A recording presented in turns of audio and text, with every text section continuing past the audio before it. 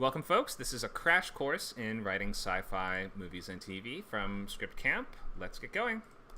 So, if you are requested to speak, make sure to click this accept button at the top of that green bar. And if you're watching on one of our other sites like YouTube, Twitch, Twitter, Discord, or Facebook, you should come join us on our Discord for Script Camp. We are part of this larger group of servers called Skill Camp. We are Discord servers that are intended to help take you from your idea to finished draft of your script, at least here on Script Camp, but we have many other classes, free and low-cost classes to help you reach your life goals.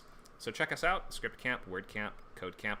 All these different servers are intended to act as communities for you to meet other people trying to do the same things that you are, and also work through these incremental programs to get better at these skills over time, to work through these boot camps that give you objectives and deadlines and this kind of live interactive weekly instruction. We have over 100 hours of different classes per month. Here's what's coming up. We have sci-fi right now. Later today, we have table reads starting right after, and we have copyright class for screenwriters. That's at 5 p.m., taught by our co-founder, Nacho. We have a class in writing better dialogue, Thursday, May 11th at 6. Scene workshop, May 14th at 1. Writing monsters and villains, May 14th at 5. So you can find all those here on our Script Camp Discord server. With new fiction classes coming to Word Camp soon, we'll be announcing dates for the new boot camp in the next few weeks.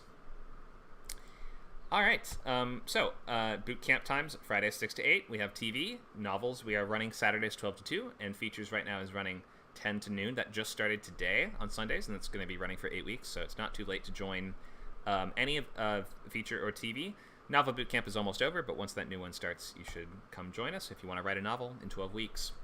All right, let's get into sci-fi. In this kind of hour-long crash course workshop, you're going to just work on this understanding of the categories and styles of sci-fi, hard versus soft, utopian, dystopian, fantasy, and all the others, and the various kind of quirks of writing the genre specifically for film and TV. We're also going to brainstorm ideas for features or TV shows based on headlines and picture prompts, all in the kind of world of speculative science. So I think the first half of the class will be more like the slides, and next half of the class will be we'll need volunteers to do these activities with us, where we're going to look at picture prompts and come up with ideas for movies based on these scientific ideas in the news. So just be thinking of if you might want to volunteer, so when we get to that second half hour, you can let us know. Okay, let's get into it. So we'll start with what is sci-fi, hard versus soft, tones, flavors, and subgenres, and just some of the concepts that you should be familiar with if you're writing these things. And obviously, you should be a fan of sci-fi if you're trying to write sci-fi. I would not try to write it if you don't read it, watch it, or listen to it. We'll look at this kind of list of sci-fi topics and kind of look at the big ideas that your script might revolve around. And what is a big idea in terms of sci-fi writing anyway? So we'll get into how you can find that sort of kernel of a speculative concept that your movie can revolve around, and how to kind of dig deeper into that. We will look a little bit at sci-fi loglines specifically, and then we can start pitching loglines based on these picture prompts and these fun little inspirations for our sci-fi stories. It's okay if you don't end up with an awesome logline at the end of it. We just are kind of tossing around ideas today. Let's get into it. So, what is sci-fi? Fiction that deals principally with the impact of actual or imagined science upon society or individuals. So the thing about sci-fi is that it can kind of touch against any other genre. We can have sci-fi action adventure stories. We can have sci-fi comedy. You can have sci-fi drama. Sci-fi is more about the subject matter that story will comprise or will encompass or will interact with. So you can definitely have sci-fi stories that are of any sort of emotional appeal. It might touch on things like prophetic warnings about the future, or wondering where things are going in terms of bad things that could happen to us. Or maybe we could go at the other end of the spectrum to utopian sort of aspirations. We might imagine new worlds or voyages that are not currently possible to the center of the Earth or to the distant reaches of space, voyages through time or through the human body or through different dimensions, things like this. They might be speculative political scenarios. Something like The Purge is kind of sci-fi in its own way. We have horrific cautionary tales, which is a favorite method of writing sci-fi, or a favorite kind of area of sci-fi. Everything from your giant storms to your giant monsters created by radiation to anything that has some kind of grounding in a scientific principle, even if it exaggerates that idea far beyond the point which would ever really be possible. But, sometimes you are surprised, and ultimately the difference between sci-fi and fantasy is mostly, is this something that is impossible and that will never be possible? Well, then, in that case, we're looking at fantasy. Whereas if it revolves around principles that are not possible now, but might, in theory, one day kind of be, then that is more along the lines of sci-fi. So it may be presented in the form of very quiet character pieces or big action movies, satire, allegory, parody, every kind of conceivable attitude towards the process of techno-social change, from cynical despair all the way to very optimistic. So you can have any sort of attitude or approach in sci-fi. Different things have different levels of popularity. We have everything kind of with trends will be changing what people are looking for, what's really popular at the time. There is some speculation, for instance, that the John Carpenter movie The Thing from the the 80s horror movie about the evil alien maybe didn't do so well because it came out right around the same time as E.T., and people weren't in the headspace to kind of accept these diametrically opposite ideas of what extraterrestrial life could be like at one time. That's one sort of proposed or suggested theory as to why that movie didn't do well in its initial release. But who knows? It's just sort of to show you that tastes change, times change, ideas about science change, and what at one point is old hat or might be completely alien to us might later be the opposite, right? It might later become overfamiliar, or it might become irrelevant later, or it might be silly to look at sci-fi at some point because technology has passed far beyond what that movie even thought would be possible. So that leads to interesting kind of scenarios like we watch early episodes of Next Generation Star Trek, where they have data, like tablets essentially, and then when all the crew receives their mail, then they have a stack of tablets that they hand out to each person that has their digital mail on it.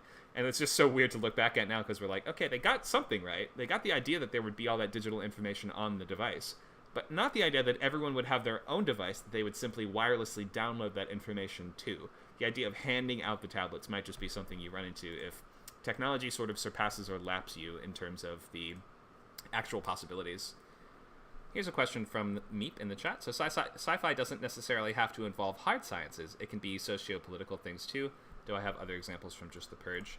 I would say I don't have a lot of examples of that, and most of the time it actually does have to be some kind of technological change or speculation in the story. Like some people might consider The Purge to sort of be adjacent to sci-fi in the same way that we might think something like how about the movie The Lobster, which takes place in an alternate world where society just works in a super different way. Like you have to have a partner, and if you don't have a partner for a certain amount of time, they send you to essentially like a hotel that's kind of like a prison, and you're forced to sort of find a partner, and if you don't, they turn you into an animal. So there is a sort of technological kind of, or fantastical, I don't even know what that is. I would say for the most part, you do have to have that technology. The Purge may not be the best example overall, if I'm going to walk back my own point a little bit. But then again, there are, like, The Purge does take place in the future, and it is a completely different society that has evolved, in some instances, as a result of technological changes, so the argument can sometimes be made. All right, let's look at hard versus soft. So hard means science and tech are integral to the plot. The science is based on proven principles, so stuff that is repeatable and is at least theoretically possible, or could in some way be theoretically possible at some point. The emphasis here is going to be on plausibility and strict rules. The plot might hinge on applications of math, physics, chemistry, or other fields based in hard data. There's not going to be fantasy, and there's a little less emphasis on this sense of grandeur and wonder. We can still run into that, of course. There will still be some sense of wonder, maybe in hard sci-fi, but it's not going to be the primary appeal of this version of the genre. This might be things like Ex Machina, The Martian, where these are like based on things like AI and space travel that are, like 50 years ahead of where we are maybe, but not thousands of years ahead of where we are. Gravity is another one where it's like, this is basically a somewhat plausible scenario today. Interstellar is I would call hard sci-fi because it's put a lot of thought into the physics of black holes and the different planets and gravity and things like that, even though it does involve some kind of unknowable extraplanar entities and things like that. So there's just some examples there of sci-fi that is based on hard ideas that has strong rules and are based on sound scientific principles. Now, soft sci-fi doesn't have to be based on any of those things. Characters are more important here, and just the kind of coolness factor of the world is a little bit more to the point. Something like John Carter of Mars was early, very, very, very soft sci-fi, where it's like, okay, this Civil War soldier is abducted by aliens and brought to Mars, and because on Mars they have less gravity in this world than they do on Earth, then John Carter can jump really high while he's on Mars, and he becomes a kind of a superhero while he's there. Logic takes a bit of a backseat to fun in soft sci-fi, or, I mean, it could be horror or something like that, but, like, having fun with the idea, I guess I would say. Science only has to be consistent in that world. It doesn't really have to work like real science would. there's going to be a stronger emphasis on things like history, sociology, economics, politics, or other, like, we're changing other things besides. We're not really interacting as much with hard science like chemistry or light speed jumps. We don't have to worry about how much cargo is on your ship before it can make a light speed to a different sector, a light speed jump to a different sector, whereas in hard sci-fi, you kind of want to know, okay, do they have enough fuel to do that? Do they have enough, are they carrying too much weight to do that? Like, how, exactly what would it take to allow that in my world? And you can just sort of do a lot of hand-waving in soft sci-fi. Tech levels can be used, I mean, we can essentially cross over into fantasy. It just has to maintain that veneer of plausibility. It should seem like there is some kind of rational explanation in the world, even if we don't go into a lot of detail on it. This is going to be everything from The Iron Giant, Back to the Future, Inception, Avatar, like things like this, which don't necessarily have to think through every single rule or the real implications of these technological adjustments that you're making. So, sci-fi is going to emphasize originality. Part of the premise is something we haven't seen before. We're wondering, like, what if this thing were possible? Or what if society advanced to the point where we started doing this? We are kind of coming to sci-fi for the idea, for some kind of new speculation on the world or where we're going as a species, or the effect certain technologies might have on human nature and behavior. Social commentary is a really key element. Subtlety is totally optional. You can be as in your face as you want with sci-fi. We've seen a lot of examples of, satire and things that have been used to comment on the world as it is in this lens of sci-fi. Very common, very expected in the genre. We want to emphasize cutting-edge ideas and progressive values, and it's about how things could potentially be. It's not really a place for regressive values and going back to these ideas of the past. It's about thinking what might be next. And there's a certain coolness factor to it. We just want to see awesome and unique things that are only possible in sci-fi worlds. Really cool imagery, alien species, thrills and action sequences, character moments, and things that, only could stem from a world that was shaped and molded by your speculative elements. So the most common movie genres that we're going to see here are going to be horror thriller, things like The Invisible Man, Alien, and The Fly, where we're going to say that the scientific principle is the threat, or it is creating a situation that leads to that threat. We have action, stories like The Matrix or Elysium, where we're going to use some scientific element is something we're fighting against. It is the rationale for the villain, or it's the villain power or something like that. Or it might be the thing that we are using to fight against that villain or that opposing force, or it might be both. Like in something like Men in Black, it's like aliens are the enemy and our characters are going to use alien technology to fight against them. Then we have adventure, Interstellar, Armageddon, and Gravity, and stories like this which don't necessarily revolve around interpersonal violence and conflict between intelligent entities as much. It might still have sequences of that, and it might still have elements of that, but it's not like the crux of the plot as much as an action story would be, which sort of like, Terminator revolves around violent conflict between intelligent entities, humans and robots, or it could be humans and aliens, or robots and mice, or whatever it is that you're doing. Action stories definitely hinge on this sense of interpersonal violence and conflict. But adventure will still involve danger, and think of something like The Core or Armageddon, right? Where it's like this situation will provide deadly thrills for our characters to try to succeed at through scientific means, but they aren't always going to require that kind of opposing villainous force that's working against your characters. And then we have things like drama, things like Gattaca, Her, Arrival, The Truman Show being a dramedy, I guess you would say. But these are stories that primarily are going to look at how these scientific elements or developments, speculative things, are going to affect how people interact with each other, or their relationships, the ways that they live their lives on a day-to-day basis. The sort of, we're going to ground it in the human experience a little bit more. There's more variations than this. We see sci-fi comedies and stuff like that, but in movies, this tends to be what people think of as this very broad spectrum.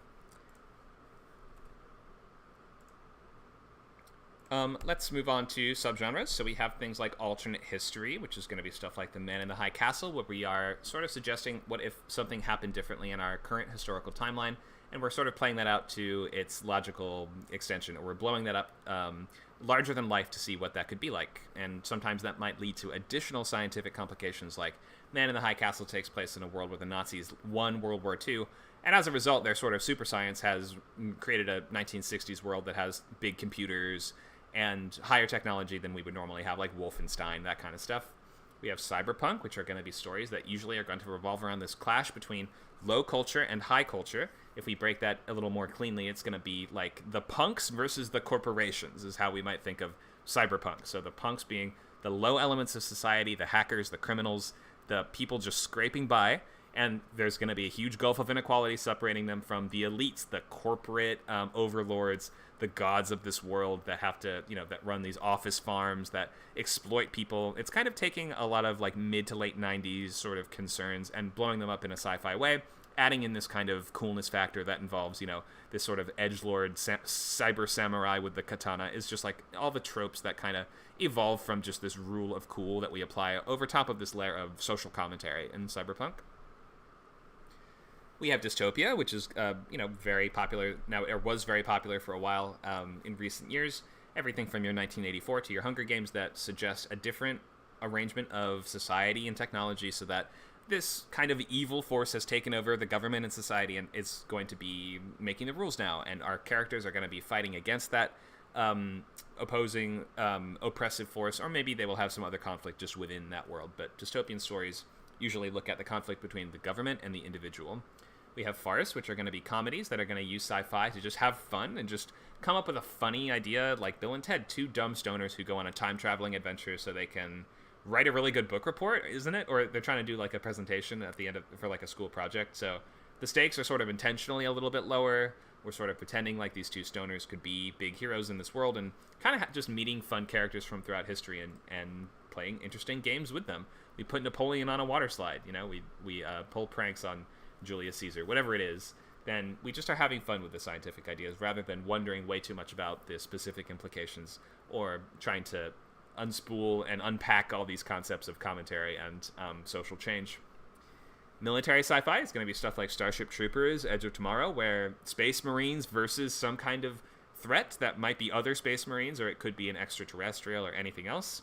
We have New Weird, which is kind of hard to pin down and define, but it has roots in things like cosmic Lovecraftian horror, things like Annihilation, where we're dealing with stuff that's sort of beyond human understanding. Social sci-fi or satire. We mentioned The Purge earlier, which is also like this. The Lobster, Idiocracy, where we're saying, what if society was different in such a way as to emphasize some element of society that we're trying to change or that we are trying to mock because it is worthy of derision? So what else? We have space opera. This is not actually opera, but this is referring to stories that are usually going to be kind of military sci-fi or adjacent to military, but we may have crossover with something like Sword and Planet at times too. But it's going to generally just look at characters that are crews of spaceships and perhaps space stations, satellites, things like that, as they attempt to accomplish goals. Those goals will often be exploration, adventure, warfare-based. They don't absolutely have to be. Sometimes we have this subgenre called planetary romance, which is linked to Sword and Planet, which is sort of pulp, old-school adventure things like John Carter, where we are sort of doing a space opera story, but in an old-fashioned context, and how in a world that is inspired by how people used to speculate about the future, not how they currently do. We have steampunk, which is going to be stuff like Mortal Engines, or Arcane, where we have sort of industrial revolution era technology that has been exaggerated to the point where it does things it can never normally do. We have your steam-powered computers, your coal-powered robots, stuff like that. And then we have superhero, which I think we've all seen a lot of examples of this, but some heroes are more based on science than others. We have heroes like Iron Man are entirely hinging on this idea of this reactor that allows you to... It's keeping him alive, and it's also powering his super suit that lets him fly and shoot missiles and all that kind of crazy stuff. So superhero stories that revolve around scientific principles and are at least kind of a little bit possible. It has to be a little more than he fell into a vat of goo and now he can shoot lasers out of his eyes. But then again, we could call even Teenage Mutant Ninja Turtles is sort of sci-fi also because, radiation or toxic sludge can mutate animals. It probably wouldn't turn them into ninjas that like pizza, but, it's sort of a comedic take on that element. Okay, what else? Genre terms to know, and then we are going to go right into our prompt section and the big idea. Yeah, so I think we're going to look at a few terms, then go into big idea, and then go right into some sci-fi movie prompts. I'm just going to give you a preview of the sort of stuff we'll be looking at. These are a few of our picture prompts for later. We have a few pages of these. Guy makes a bear suit to fight bears. We have a container that transports diseases that have no cure. We have the sign that says, "You've been here before, we just made sure you forgot." So maybe memory manipulation. And we have this 75-year-old Taiwanese man with a bike covered in phones to catch Pokemon. On this page, we have I don't have any real rationale or justification for why I've included Pelvis Presley, but maybe that'll give you an idea for a sci-fi story. Or prisoners trading their organs for reduced sentences. And then we have a few other just prompts here that might give you some ideas. Crashing the space station, eating hamburgers or else you'll die, or billionaires becoming immortal to compound wealth forever. So I'd be thinking of these things when we get to the volunteer section in about 10 minutes, then maybe you'll have an idea already. Okay, so let's go into just a few of the terms to know and important stuff, and then we will move towards big idea and then go to volunteers. So, things that we should just know about as sci-fi writers. This is why I say you should be a fan of sci-fi and if you want to write it, because you have to, like, some of these things are just part of the vocabulary of the genre, and these are things that fans of this know, and that these are terms that you may not even have to go way out of your way to define within your story. So FTL stands for faster than light. It means travel, a spaceship or craft or being or entity that can move faster than light and therefore kind of get between galaxies. And maybe it's trivial in your world, maybe it's very difficult, whatever it is, FTL means traveling at light speed or faster. We have cyberspace, sort of referring to just the digital realm, and in some ways it may be a world that we can actually go into. Your characters might be able to interact, like The Matrix has a cyberspace kind of element, a VR world called The Matrix that we can go into and come out of. So in some senses we use cyberspace just to refer to something like the internet. The internet on its own is a kind of cyberspace, but in stories usually it's like one we want to have a little more fun with and interact with more, or say, an entity that can come in or out of cyberspace might be a part of that story. I think some of the Hellraiser movies even touch on this. Uplifting is making animals smarter than they should be, creating, take a sentient creature and make it a sapient creature. Biodomes would be sort of secluded habitats that are able to sustain life in an otherwise unhospitable environment. Force fields, I think we've all heard of, and I believe this term originally comes from The Nightland by William Hope Hodgson from 1911, which was using this idea of light as a barrier. I think we all know this is sort of just a laser shield. Sometimes a force field is just repellent, sometimes it is solid, and sometimes it will dissolve your hand if you put it in there, so you can use that how you want. First contact is the very first experience mankind has with aliens. Megastructures are things like in the background here, if we've read Halo or played the games Halo, giant structures usually that exist in space or that could only be built in space. Generation ships are big spaceships that are filled with perhaps thousands of either colonists, or it could be embryos, or multiple generations of people that are used to restart a population on a different world. Post-apocalyptic stories, I think we know what this is. Dying Earth is pre-post-apocalyptic, so something like The Road, where the world is in the process of dying. Psionics are kind of like psychic powers that have some kind of psychic basis or scientific basis to them. So the Force technically is psionics after they introduced the idea of midichlorians kind of powering people's force abilities, being like a microbe that allows you to move things with your mind, stuff like that. I think we see this in other media like Mass Effect, David Cronenberg's Scanners, stuff like that. Utopia versus dystopia, utopia being an imagined false kind of perfect society, utopia being a dark society that exists to keep people under its boot heel in some way. Singularity would be this moment where machines become as smart as people. Upload or transfer of consciousness is going to be where we take our minds and put them in something else. And then last we have nanotech, which is lots and lots of little tiny robots. Whew, okay, that was a mouthful. So we've got plenty of different topics and ideas and terms to know, and all of these things could be your big idea. The big idea of any science fiction story is the central speculative element. So it sets your world apart from reality, and it guides what your characters are doing. It's going to comprise a central element of the threat or obstacle a lot of the time, or the way your characters must overcome that obstacle, or both. Like Men in Black, we're dealing with aliens, we're going to use laser guns to fight them. That is, the big idea is aliens coexisting with humans on Earth, and we're going to use science to fight against them too. So we're asking, what if this thing existed, or what if this technology advanced to this degree? What conflict would it create or solve? And so sci-fi movies and TV, as opposed to novels, this is the big difference. Movies and TV will usually only have one big idea, as opposed to a book, which can kind of have multiple big ideas that are equally important. But in a movie or show, usually it's a big part of your hook. It's like saying, okay, in this show, people can transfer their consciousness to different bodies called sleeves. And as a result, people are sort of immortal now. You can move your mind from body to body to body and always have backups. You can swap to different skins, and we sort of explore that one idea as deeply as we can in the show of Altered Carbon. as opposed to a book that might have consciousness upload as one element. It might also have FTL travel, it might also have psionics, it might also have first contact, and it might also have nanotech playing huge roles too. Books just have more room to tackle multiple big ideas. Even a book shouldn't go way overboard, but in the world of science fiction novels, we expect them to cover more ground and kind of encompass larger narrative concepts. So movies and TV, you want to pare it down to one kind of central topic and a big idea that stems from that topic. So let's look at Minority Report. The topic is criminal justice. So we're going to use a speculative scientific way of examining what might that be like in the future, and what conflicts would that create or solve.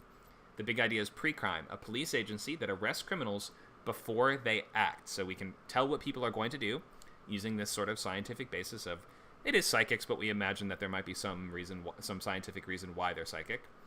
And then we are saying, what if there was this organization that could arrest people? Is that right? What problems would that cause? And in the case of the movie, it's our main character. It's predicted he's like the top cop at pre-crime. The next murder that they predict is one that he will commit. And he's like, I don't even know who that guy is. Why would I murder him? It leads to these interesting questions about predestination and free will and human choice. Ready Player One topic is VR and social media. The big idea is the Oasis, this worldwide metaverse that people can kind of log into, and it plays a big role in real life, even more so than an average video game would. It's like the biggest MMORPG ever, and people make fortunes on it. People live their whole lives on there. It's like an exaggeration of the MMORPG. Severance, the topic is corporate work life. The big idea is this procedure to separate an employee's mind into two distinct halves, the work version and the outside version, neither of which has any memory of what the other one does. So it's like a new person has been created, but they only ever experience life at work. And then your outside version, doesn't have any idea what you do at work. So that TV show digs very deep into that idea and sort of unpacks and unspools all the interesting conflicts that would result from that. But it still is all centered around that one idea. Even though it is a show, and shows do have more room to explore topics than a movie would, like a movie has to dig even deeper on, or chisel away even more around your core idea to kind of make a movie's premise work. TV shows still will usually kind of revolve around the same thing, even if it's going to involve multiple different stories or types of scenarios that stem from that same situation. Look at a show like Eureka, where it's like, okay, I guess I'm just anxious because the show is from like 2007 or something, but Eureka is like, there's this small town where a bunch of genius inventors live, and they're going to use this town to sort of try out new scientific ideas. So every episode, one of them might be, we have a time machine going crazy. The next episode might be, my shrink ray went crazy, and now it made me very small. But it all sort of is linked to this idea of the town full of science geniuses, and the town is like a testing ground for new scientific concepts. So it is still tied to the same core source, even if it is going to encompass a lot of different sort of episodic scenarios from there. So we don't have to look too much at, I think just in terms of time, we won't be able to get way too much into these different topics, but I think you guys have some ideas of the sorts of things that are relevant now, or that are that we've always wondered about or speculated about, things like aliens, AI, time travel, dystopia, VR, memory, uplifting, divination. All these things might be at the core of your movie, but we should try to keep things as cohesive as possible. In a movie or show, we don't have a ton of space to examine every facet of an alternate society in great detail, which is why I think sometimes we see sort of shallower world building in sci-fi movies and shows, because we just don't have that much space, and it leads to a lot of shortcuts, which can lead to worse stories sometimes. And that's why books have a big advantage. You just have so much more room to explore an idea from so many different angles. But try to, in movies and TV, pick one thing that you'll explore deeper, rather than including a bunch of different speculative elements, or if you do include multiple, try to have them share that same source. When we start adding too many sources, we start to enter the realm of very comic book style media, which is not necessarily terrible. It's just not really the emphasis that we're going to look at in terms of sci-fi class today. The main principles of sci-fi usually are not going to include everything and the kitchen sink. We're going to have less ideas that we explore deeper. Okay, I'm not going to go too much into keeping things cohesive for now, but just try to keep that in mind, how you can keep things feeling more central, more coherent if the different scientific ideas in your story share that same source. Okay, I think we're going to go right into activities and prompts. So I'm going to just briefly go into loglines. If you don't know what a logline is, it's this one sentence that sort of looks like this template. Is when inciting incident occurs, an adjective protagonist must conflict before or in order to stakes. So we don't have to come up with perfect log lines today. You can sort of just talk through what the movie or what the show would be. But if you can form a log line for this, then you're welcome to. Let's look at the picture prompts, and I'll sort of leave one of these pages up for a second, just to give you guys a moment to look, and then you can raise a hand, and I will take volunteers from the chats. And we can start pitching and speculating. So you should pick one of these things that's interesting to you, and then you're going to talk through maybe your idea what a movie or show based on this could be.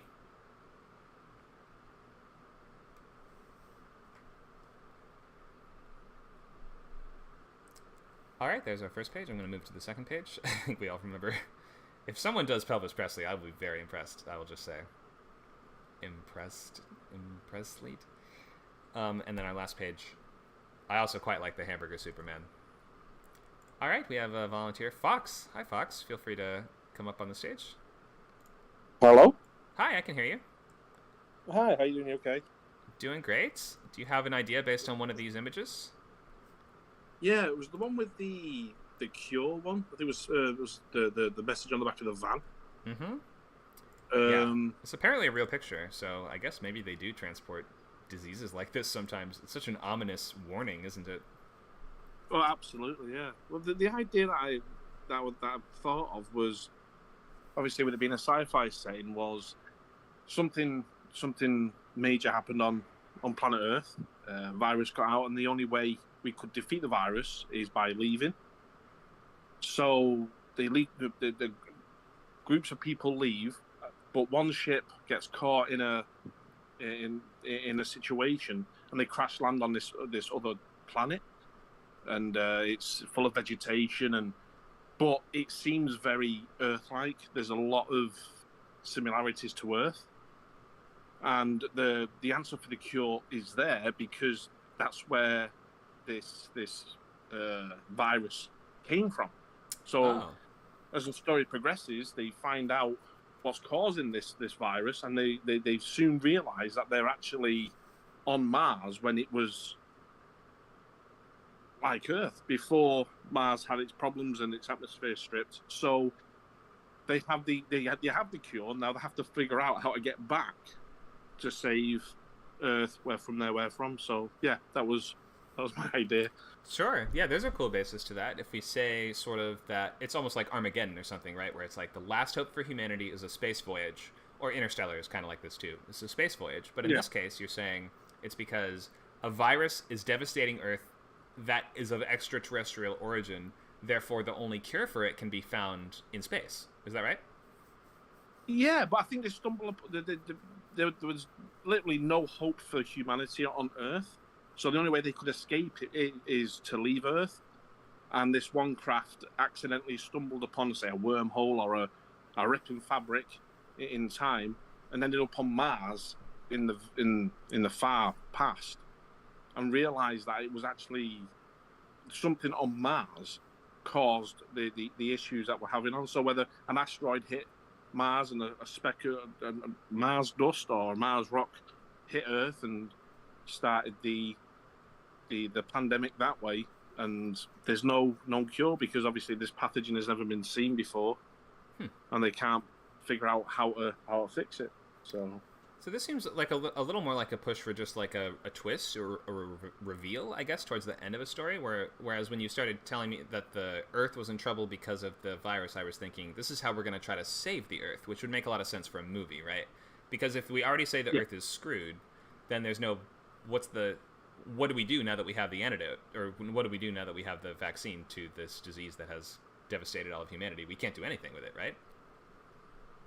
No, of course not. But I think that would be a great way into the story of them trying to figure out how to get home, and they could have little mini adventures of how to try and replicate what got them there and figure out how they managed to get to Mars, and try to somehow find someone who can help them and hopefully get them back home.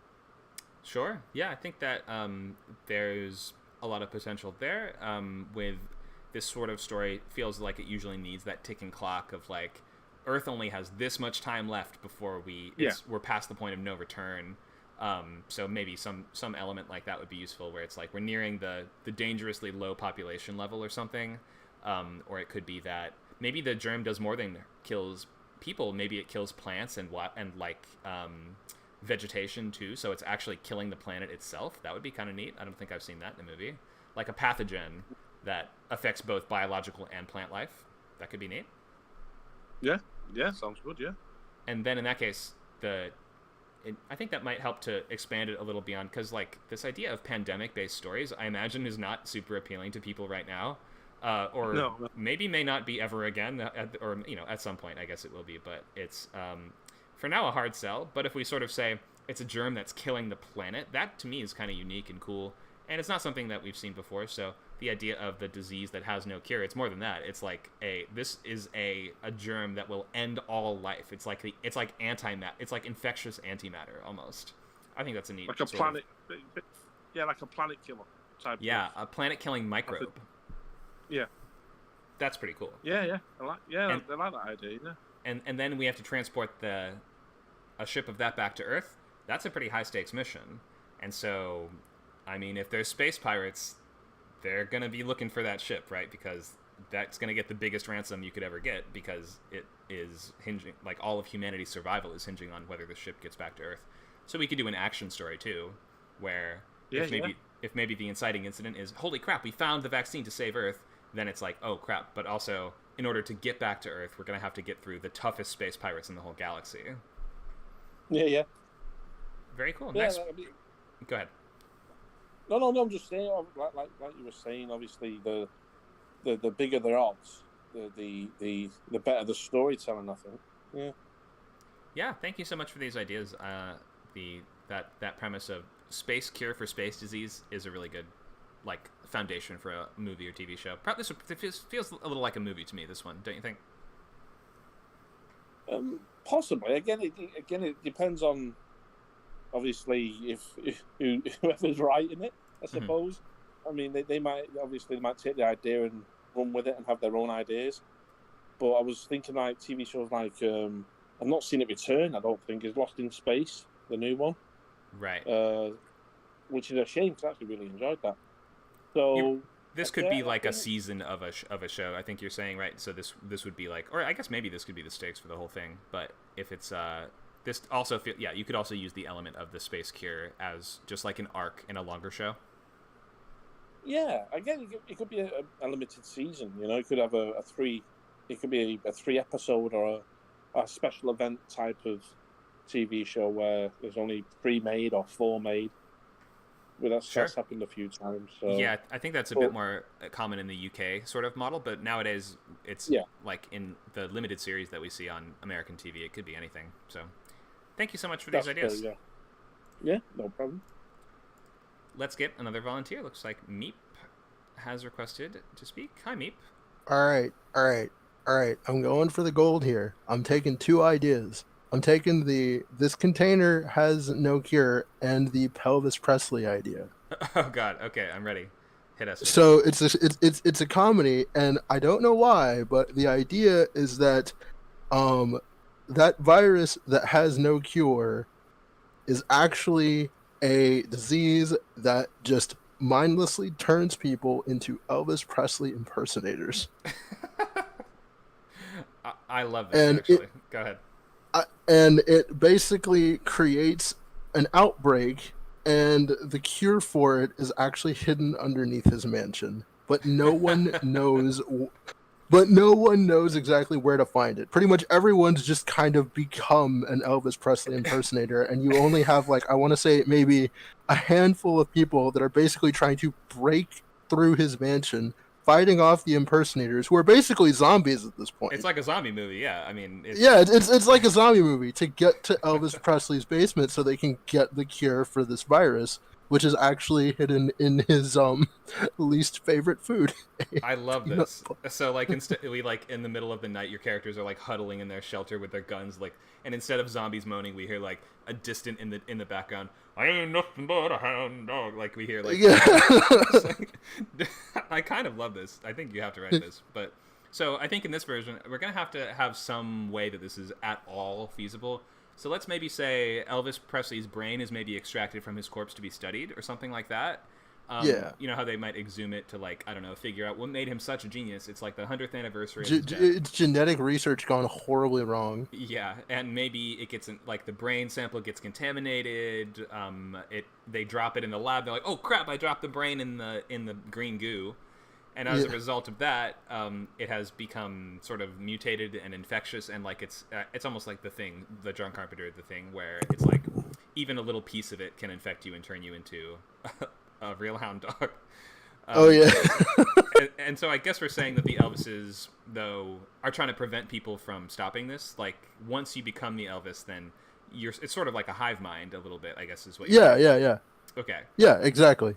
Or maybe they're slaves to the original Elvis, and I like that. They're slaves to the original Elvis. yeah, they're And maybe the brain in the jar is like the sort of villain of the movie.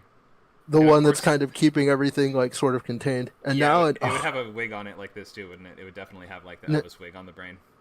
now I'm just thinking, you finish this movie and they're like, oh great, now we need to ensure that this won't happen again. They're like, hey guys, it looks like there's like another project they were working on. But Yeah. don't touch that. The jar falls in and it's Michael Jackson. Michael Jackson, I knew it. Or maybe we could do Aretha Franklin, or yeah, God, the possibilities are endless.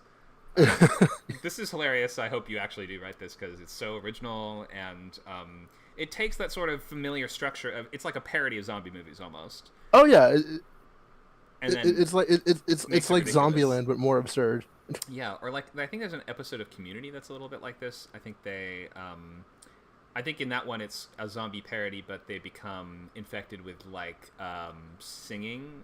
So they start. I think they become obsessed with Glee, so they start doing like Oh yeah. when they get infected by the zombies. I think it's great. I really do love this. Genuinely love this idea. So somebody go ahead, take this away. Elvis Presley the movie. No. Call it Pelvirus. Pelvirus. Well, in that case, I would expect maybe instead of a brain, it would be a pelvis. But I think a brain makes the most sense, probably. And put the glasses on it. Oh, definitely. Put the wig on it and put it in a jar. It's like a 1950s sort of horror comedy. Oh yeah. Right? Oh yeah. Definitely. I really do think this is awesome. Nice work with this one. Yeah. Thanks, mate. Thanks for having me. Sure. Please write that. All right. Another volunteer. We have a bunch of other options. We did pelvis. We did the disease. We've got the bear suit. We've got the memory manipulation. We've got the man with the 75-year-old man with 75 phones, it would seem.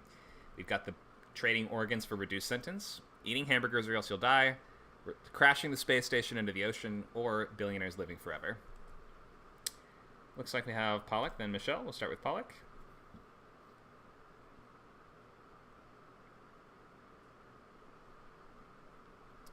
Hi, Pollock. I've invited you to the stage. You'll have to accept it and unmute your mic.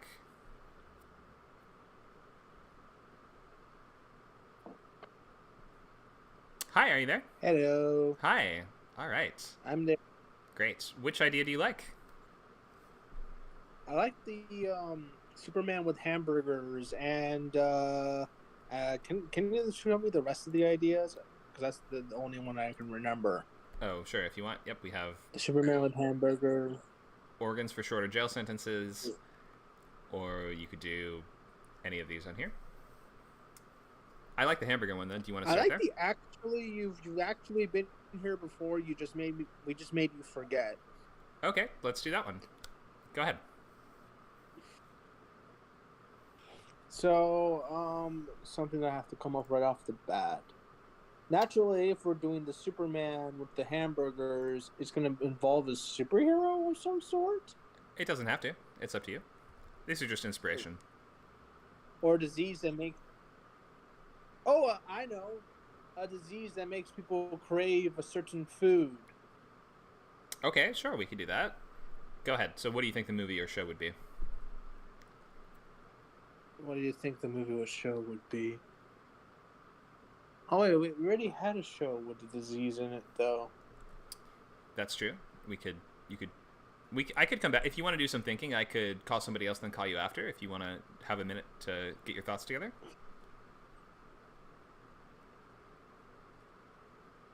Would you want to do that? Or do you want to just come up with something off the top of your head? All right. Which one? What would you like to do? Oh, okay. I think he went back to the audience. All right. So I can call on him in a moment when he's ready. In the meantime, we'll take another volunteer. We have about 15 minutes. We can probably do 2 more. All right, Michelle. Can you hear me? I hear you. Hi, Michelle. Which picture do you like? Which picture do I like? Yep. Oh, we're doing ours will become immortal. I like Superman with the burgers. I'm thinking that it's the infection is burgeritis, and I mean that sounds like a disease, and people when they take a bite of like just put make up a brand name or put in a real brand name. I don't like McDonald's, but I love Whataburger. So people eat Whataburger um, burgers, and they unknowingly they've been infected with the burger iris, and you know, and now they crave Whataburger burgers, and they just can't stop eating them, and they won't eat anything else, and it affects everyone over the age of 5. Over the age of Like 5. little Okay. kids yeah, because I mean, like a 3-year-old, they might want a little bit of a burger, but they're not going to eat the whole thing. And Yeah. a 1-year-old, but they can't digest it. So I'd say over 5, everybody over 5 who eats a Whataburger, you know, becomes infected with the burgeritis. Okay, burgeritis from Whataburger. Why would that be? Is that due to is this a plot from the corporation that makes the burgers in the first place, or is it an accident, or why would that be? Do you think? I'd say it's a processing accident at the manufacturing plant, and kind of almost like mad cow disease. You know, it's maybe it's impossible to or very very difficult to kill. Like COVID. It's very difficult to kill or control, and maybe it takes some government intervention, and it takes them a year or two to create an antivirus that help control your cravings, where you still have burgeritis, but now instead of eating 50 hamburgers a day, now you only eat 3 or 4. Okay, sure. So this is I could see this working, and especially if it's an accident, then I could see maybe the company that makes the burgers is trying to stop people, but they're going to run into conflict there because people are like, no, you can't stop making them. We're going to demand that you make more. You could have people break. They don't know that if for some whatever reason the manufacturing plant that sent the beef to Whataburger, so it has a contract with Whataburger, and so they Whataburger can only get their beef from this processing company, and they have an exclusive contract with Whataburger, and so they can't sell their beef to any other place. They have to sell it to Whataburger, and Whataburger has to get it from this processing plant, and it's been infected. Oh, maybe vegans. Maybe a mad vegan scientist invented a virus, put it in the processing plant because he or she is angry at people eating meat because he or she thinks that meat is destroying the world. And so, but wait, that wouldn't make any sense, because then, people it sort of would make people eat more meat. Yeah, exactly. So, I mean, I could see maybe there's a logic there, though. Maybe it's a sort of very nihilistic vegan terrorist who is like, if you're going to keep over-consuming, then I'm going to show you all what that gets you. And the villain could be someone exactly. Yeah, that could be it. It's sort of like, I'm going to devastate the world to prove my point. Right, exactly. So, but I do want to work on mine, for just a moment, because I put it in the chat. Did you see it? No, so we're doing picture prompts right now, not evaluating student loglines at the moment. Picture prompts. Okay, I'm sorry, I didn't realize it was just picture prompts. I do kind of also like, experts worried that billionaires will become immoral, or NASA plans to retire the International Space Station into the Pacific Ocean. But I don't know why that would be a real problem. And I say that because my boyfriend used to be a rocket scientist, and he used to be in charge of the controls for the International Space Station. So, I mean, I would, if I were going to write that, I'd bring him on and say, why would this be a problem? Yeah, maybe the Would it- basis, when we speculate what can make it a movie, maybe we can ask the question, why might that be a problem? We did Right. go ahead.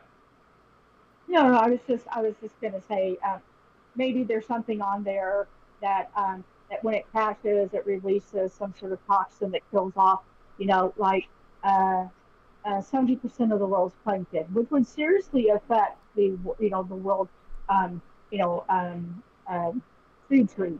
Sure. So Yep, good ideas, very good ideas. I think we covered the burger one was the main was our main picture prop. So thank you so much for giving us some great ideas there. okay, and are we going to do log lines and review that, or are we just doing picture prompts today? Just picture prompts. This is only an hour class. There's only 10 minutes left. Oh, okay, all right. Thanks for coming. Thanks for volunteering. Nice ideas. Looks like we have time for one more. Becky. Hi. Hi, Becky. I was interested in two of them. The the billionaires living forever and the due sentences for organ transplants. Yeah, that one's almost a little like your book that you're already writing. Maybe we should look at the yeah, ones. no. Should we look at the different one? I kind of have an idea for that. That's still it is different. Okay, go ahead. So I want to change it from prisoners in the sense of like criminals to just I'm more focusing on the billionaires becoming immortal aspect. But the downside is that yes, they're immortal, but their organs still fail with time. So their pancreas will still fail, their heart will still get heart disease. So they need to replace the organs to live forever. Mm-hmm. But because it's the billionaires and therefore they are the most powerful people, how are they going to get these while also, not looking really bad? So basically, it becomes illegal to not have a certain amount of money by the time you're a certain age. When you reach to be a certain age, which happens to also be when your organs are the most developed and healthiest. Mm-hmm. If you don't have a certain amount of money saved away, then you get taken in and have your organs removed for the. You're not exactly getting. Well, I suppose you're getting a reduced prison sentence because you're not going to die, but it's an option. You go to prison or the work camp, or you give your organs and die. Yeah, I could also see in this world, billionaires are going to have big private armies. I mean, imagine how much of a private army a billionaire can have now, and then think they live for 1,000 years and are very concerned with consolidating and maintaining their power. So maybe it's like you can donate your organs to them to serve, or maybe it's something like, I'm trying to link the army idea together with the organ thing. Go ahead.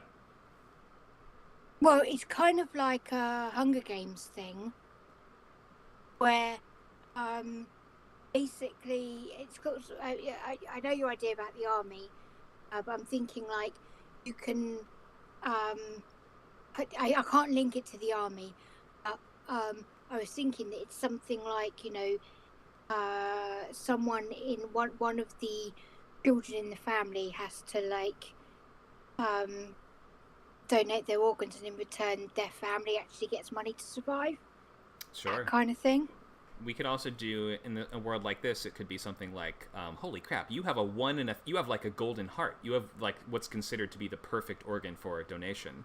That might make someone sort of special in a way, right? Or make them a person of interest to these billionaires, trying to track them down." I did originally think about that because my stepdad's got a particular type of blood type. I can't remember what it is, but he has to. Well, he doesn't have to, but he's encouraged to go and give blood every 3 months because his blood can literally be used in anybody, even people who have like really rare blood types, and it's a really rare phenomenon. And so I was thinking about that like, they'd probably get into genetic engineering and be producing people just for organs. For sure. Oh, yeah, and then you literally grow up in like, oh no, that's too much like The Island. Yeah, or a So little, you what's it go called? up Never Let Me with- Go. That's another one that's sort of Yeah. like this. But imagine, so we could do an action story where, every time a person is born, they test your blood or they test your organs to see if you have like the perfect ratio. And then if someone ends up later in life, we find out, oh my God, you've been concealing the fact that you have like the highest ratio of perfect organs per body. Then those billionaires are going to send their ninja armies after you, aren't they? They're going to be sending like agents to try to track you down. You have to escape from them to avoid having them steal your perfect organs. Michelle just said an idea that I like, and actually reminds me of an episode of Seth MacFarlane is like Star Trek. The Orville. It's not Orville, yeah. So she said maybe with the Golden Heart is treated like a king or queen until they're harvested. That reminds me of an episode of the Orville where there is a kid. In that case, it's to be put into a machine that powers them, powers the whole like civilization. But yeah, they are treated like absolute royalty. But basically, they are going to be subjected to a life of as a child, like in this machine. So I kind of like the idea of this being this big, like, absolutely worshipped and doesn't fully understand that their life's going to come to an end when they reach 25 or whatever age organs mature at. Mm-hmm. Yeah, this would be it's almost like a chosen one, but it's again like that kind of dark chosen one where it's the chosen one you don't want to be. Don't want to be the chosen one. Right. But still, makes a good character for a story, because it's like you've grown up. It's like essentially royalty, right?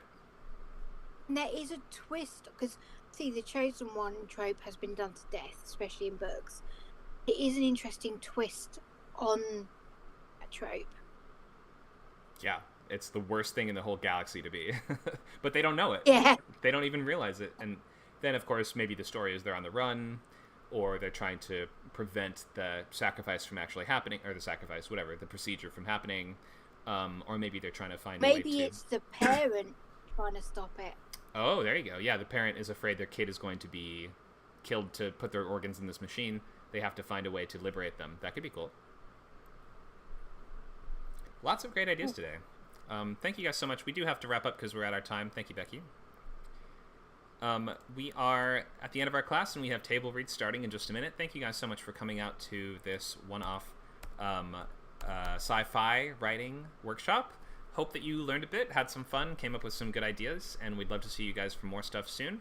We have all these upcoming classes that we'd love to see you for, including later today, table read starting now, copyright class at 5 p.m., and then we have dialogue May 11th at 6, scene workshop May 14th at 1, and monsters and villains May 14th at 5. All of these are in Pacific time. Thanks again, guys. Look forward to seeing you again soon for your next Script Camp class or event.